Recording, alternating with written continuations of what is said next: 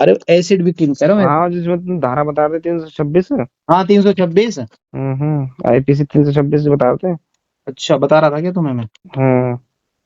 सुनो। उसमें चोट वोट के बारे में तो पहले 326 होता, तो एसिड वालों को भी 326 के अंतर्गत वो हाँ मिलती थी। तो उनको ज्यादा सजा मिलती नहीं थी, एक आध महीने में तो छूट फिर एक जाती लड़की ने केस करा के, ये तो तुम बता रहे थे। है।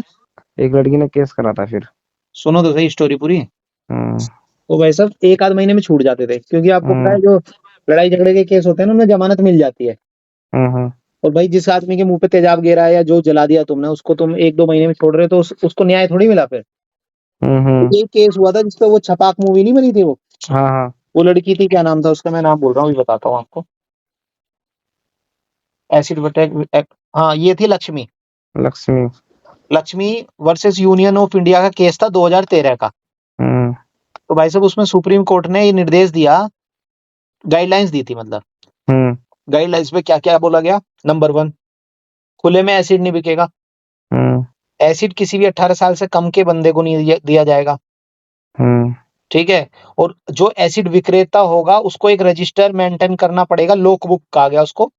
उसमें हम्म। उसमें पहचान पत्र संख्या सारी, कौन ले जा रहा है, उसके ले जाने का कारण है, उसकी आयु क्या है, सारा कुछ डिटेल उसमें रखनी पड़ेगी। हम्म। जो एसिड बेचेगा उसको लाइसेंस लेना पड़ेगा।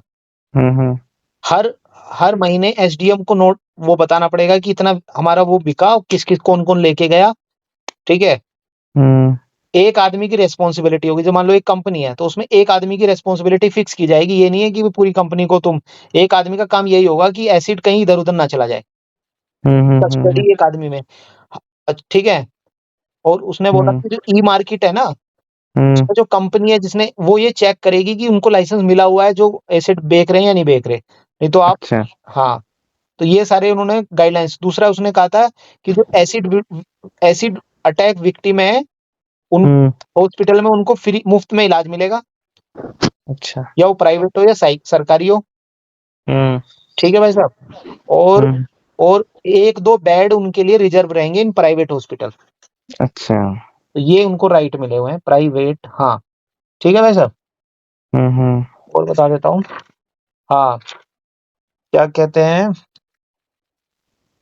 अरे यार एक चीज और थी। ट्रीटमेंट मैंने बता दिया था आपको, फ्री ट्रीटमेंट मिलेगा। हाँ हाँ हाँ। ये तो मैंने बता दिया। हाँ। और पता है क्या है? उसके बाद उसके बाद जस्टिस वर्मा कमेटी बनी सर। अच्छा।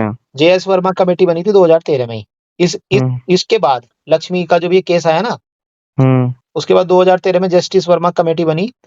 तो उसके हम्म। बाद जो इंडियन पीनल कोड है ना, उसमें सर अमेंडमेंट करके नए क्लोज जोड़े गए, 326 ए और 326 बी।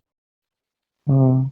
326 ए में ये कहा गया कि अगर कोई व्यक्ति किसी पर एसिड एसिड से हमला करता है, हाँ। तो उसको कम से कम 10 साल की सजा होगी, अच्छा। और उसमें जमानत नहीं मिलेगी। अच्छा। और तीसरी बात है, अगर 10 साल तो कम से कम है, उसको लाइफ इम्प्रिजनमेंट भी हो सकती है, उम्र कैद भी हो सकती है। अच्छा। और अगर उसने प्रयास किया एसिड फेंकने का और उस बंदे को एसिड एसिड लगा नहीं, हम्म। उसने फेंक के मारा, लेकिन हम्म। वो बच गया, एसिड जाके कहीं और गिर गया, अगर हम्म। उसने ऐसा अटैक किया है तो उसमें भी जमानत नहीं मिलेगी, 5 साल की सजा फिर भी होगी कम से कम। अच्छा। अटेम्प्ट को भी उसमें वो बनाया गया। अच्छा। तीसरी बात, अगर हॉस्पिटल वाले उसको वो नहीं करते हैं, इलाज करने से मना करते हैं, ट्रीटमेंट। हाँ ट्रीटमेंट करने से मना करते हैं, तो 1 साल की सजा सर उनको है। 166 बी जोड़ी गई आईपीसी में। अच्छा। और पुलिस वाले अगर कंप्लेंट लिखने से मना करते हैं, हम्म। तो 166 ए जोड़ी गई, 2 साल की सजा पुलिस वाले को है। सबको जोड़ दिया। ठीक है।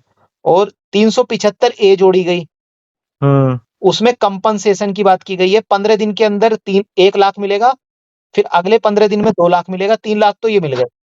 अच्छा। और अगर विक्टिम एक विक्टिम कंपनसेशन स्कीम चलाई जाएगी, उसके लिए एक फंड बनाया गया अलग से, लक्ष्मी फंड, उसमें 8 लाख का मुआवजा अलग से मिलेगा। हम्म। ठीक है। और जो भी उसका खर्चा होगा, अदालत का खर्चा होगा, हम्म। वो सब मिलेगा, फ्री ट्रीटमेंट होगा। अब क्या हो गया, फाइन, कंपनसेशन और फ्री ट्रीटमेंट। हम्म। ये जस्टिस वर्मा कमेटी की रिपोर्ट के बाद ये अमेंडमेंट आया। अच्छा, ठीक है। जस्टिस वर्मा। और भाई साहब आईपीसी के मैंने बता ही दिया।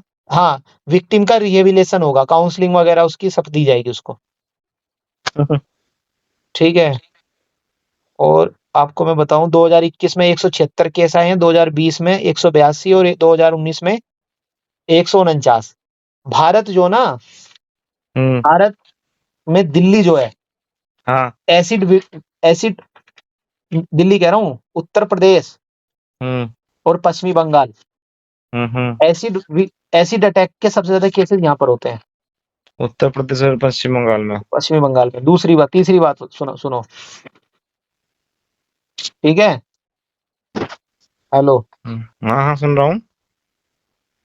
सबसे ज्यादा केस कहाँ होते हैं? पश्चिमी बंगाल और उत्तर प्रदेश में। उत्तर प्रदेश में। और एसिड अटैक में ये होता है कि जब वो फेस पे फेंका जाता है तो आदमी की आंखें खराब हो जाती हैं, विजुअल इंपेयरमेंट भी हो गए। 31% केस में ऐसा पाएगा जिन पे एसिड अटैक से हमला हुआ, उनके 31% उसकी आंखें भी चली गई। अच्छा जी। साइकोलॉजिकल डिसऑर्डर तो होता ही है आदमी को। मेंटली वो हो जाता है, तो, डिसेबल भी हो जाते हैं। हाँ, और सोशल बिहेवियर भी उसका चेंज हो जाता है। दूसरा, हम्म। इसको right to person with disability act 2016 के अंदर डाला गया, इसको डिसेबिलिटी माना गया। हम्म। और इसमें क्या किया गया है, इसमें आपको बता दूं मैं, इसमें सर नौकरी जो है, हम्म। नौकरी में वो नहीं है। अरे यार, इसमें नहीं है यार, नौकरी में वो नहीं है सर, वो नहीं है, रिजर्वेशन नहीं है इनके लिए अभी। नहीं, 21 डिसेबिलिटी में इसका नाम है तो रिजर्वेशन क्यों नहीं है? अरे यार, ऐसे थैलेसीमिया का रिजर्वेशन है नौकरी में। पता नहीं। जॉब रिजर्वेशन में थैलेसीमिया का कोई वो नहीं है। अच्छा जी। हायर एजुकेशन में, मतलब ये कंफ्यूजन होगा आपको कि 21 डिसेबिलिटी है तो उनको सबको रिजर्वेशन मिलेगा, ऐसा नहीं है। अच्छा जी। उसमें कुछ डिसेबिलिटी को रिजर्वेशन दे रखा है, कुछ को नहीं दे रखा। अच्छा। कुछ को हायर में दे रखा है, किसी को लोअर में दे रखा है, किसी को जॉब में दे रखा है, किसी को सब में दे रखा है। अच्छा। ठीक है भाई साहब। हम्म। और हाँ, बस यही है। एसिड अटैक विक्टिम समझ में आया? हम्म। हम्म। सही है। इतना तो नहीं पता होगा पहले एसिड नहीं अटैक। नहीं, मैं तो यही सोचता था कि 21 डिसेबिलिटी सबको ही मिलता होगा नौकरी में रिजर्वेशन। नहीं नहीं, ऐसा नहीं है सर। ठीक है। अच्छा। पार्किंसन तो मैंने बता दिया था आपको। अभी बोला था। और बताऊं? डिनो। डिनो। क्या नाम था? डिनो, जो इस हमारी सब फीलिंग विलिंग्स को वो करता है कंट्रोल। डोपामाइन। डोपामाइन। अब थैलेसीमिया के बारे में बताता हूँ तुम्हें। हाँ। थैलेसीमिया जो ना हम्म। सर, थैलेसीमिया दो प्रकार का होता है, एक अल्फा एक बीटा। अच्छा। अल्फा थैलेसीमिया और बीटा। अल्फा थैलेसीमिया बहुत रेयर होता है, भारत में सिर्फ बीटा थैलेसीमिया पाया जाता है। अच्छा। तो अच्छा। इसलिए हमारा जो भारत में हम थैलेसीमिया की बात कर रहे होते हैं तो हमारा कंसर्न होता है बीटा से थैलेसीमिया से। अच्छा, तो बीटर पाए जाते हैं भारत में। सिर्फ भारत में बीटा ही पाए जाते हैं, थैलेसीमिया का कोई भी केस आज तक अल्फा का नहीं पाया गया। अच्छा, तो अल्फा ज्यादा वो है, रेयर। रेयर है बहुत ज्यादा। ठीक है।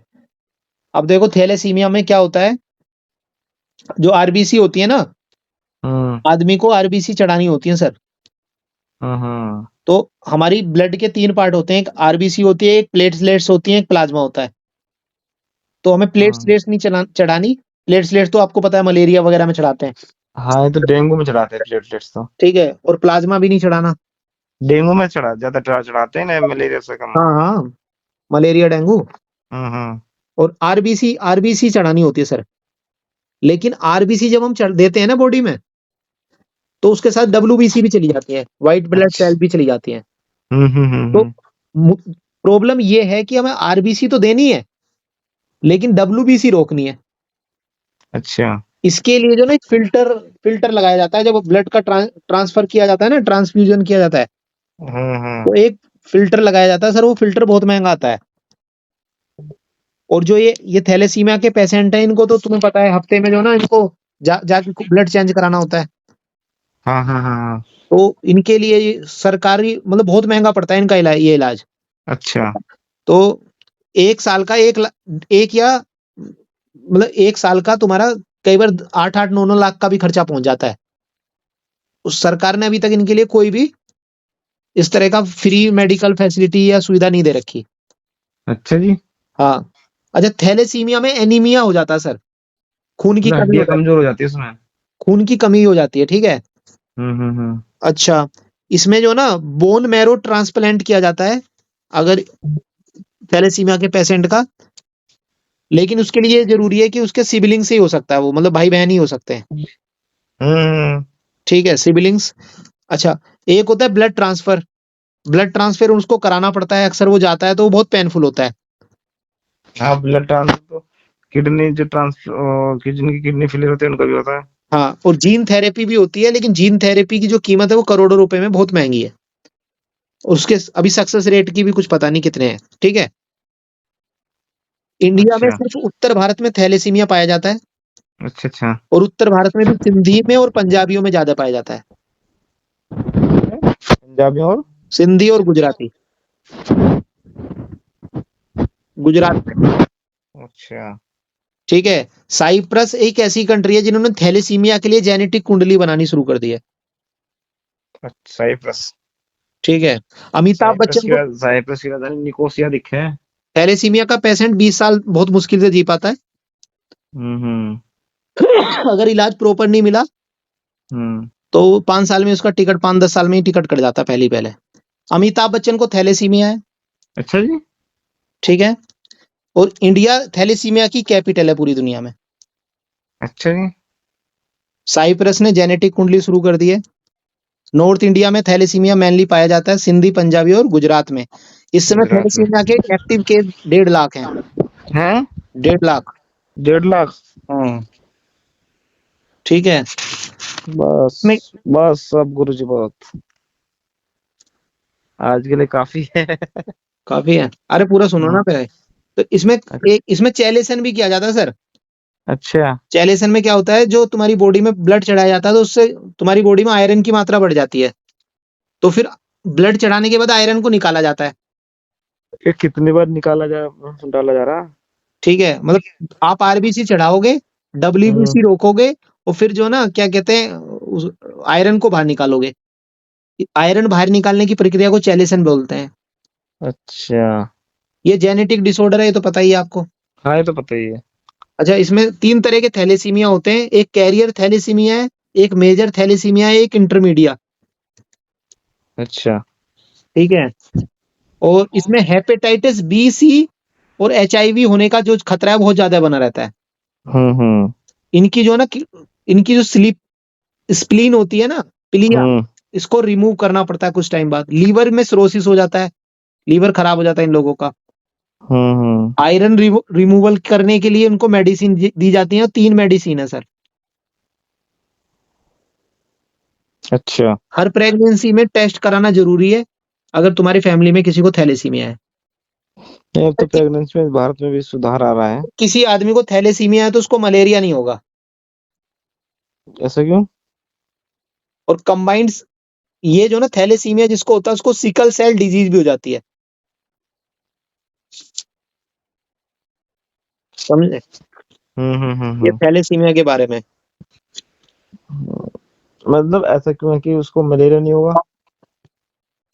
बायोलॉजिकल कारण है सर, अंदर जाओगे तो मैंने भी अंदर जाके पढ़ा डिटेल में, लेकिन जो ना उसमें क्या हाँ, होता है, फिर तो बायोलॉजी हमारे समझ में से बाहर है, रहने दो। बाद में बता दूंगा। ये उसमें भी काम आएगा तुम्हारा, पीसीएस में हम्म। काम आएगा, क्वेश्चन आते हैं ये। हाँ हाँ, अब तो आने लगे हर जगह। थैलेसीमिया वैलेसीमिया के क्वेश्चन सब नहीं लिखे। नहीं, अब डिसेबिलिटी क्वेश्चन पूछने लगे। अब ये बताओ, थैलेसीमिया समझ में आया, हाँ, आ गया। मतलब पहले से नॉलेज में कुछ हम्म। इंप्रूवमेंट हुआ। पहले से पार्किंसन में भी समझ में आया, थैलेसीमिया में भी समझ में आ गया। ठीक है।